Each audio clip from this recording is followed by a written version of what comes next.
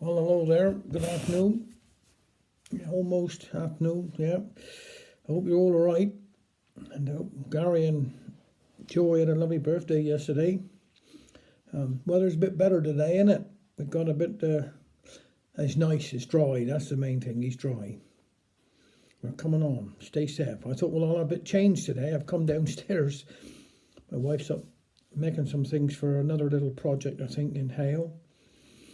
But I say, I hope everybody's all right. And evenings are pulling out. All looking really good. Looking really good.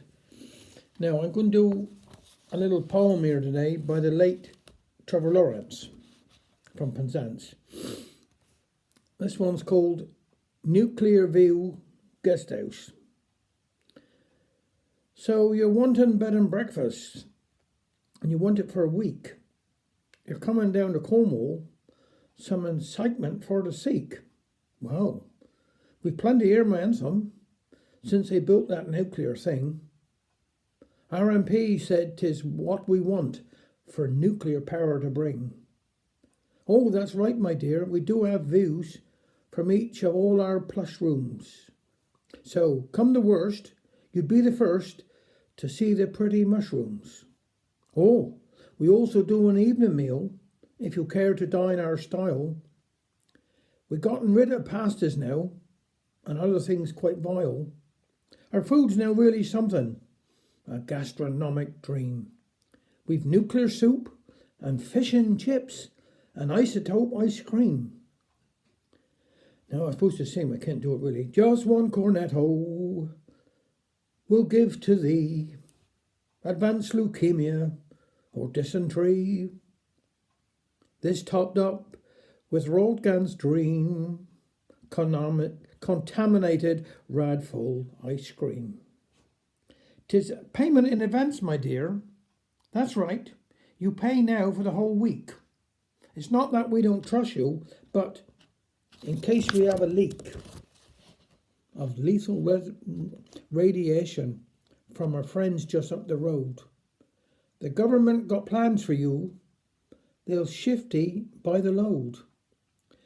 They say for moving locals out, there ain't no rhyme nor reason. Evacuate the tourists first, especially in the season.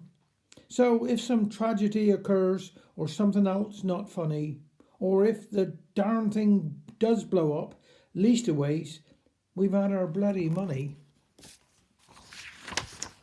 Now, this is another one, a little poem. I don't know, as I said, author unknown. I remember the corned beef of my childhood and the bread that we cut with a knife. When the children helped with the housework and the men went to work, not the wife. The cheese never needed a fridge and the bread was so crusty and hot. The children were seldom unhappy and the wife was content with her lot. I remember the milk from the bottle with a yummy cream on the top. Our dinner came hot from the oven and not from a freezer or a shop. The kids were a lot more contented. They didn't need money for kicks, just a game with their friends in the road and sometimes the Saturday flicks. I remember the slap of my backside and the test of soap if I swore. Anorexia and diets weren't heard of, and we hadn't much choice what we wore.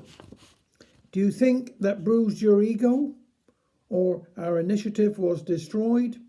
We ate what was put on the table, and I think life was better enjoyed. I've got another little small one here just to... In the staff room at Falmouth Docks, Jack was always showing Bob photos of his dog and saying how clever he was.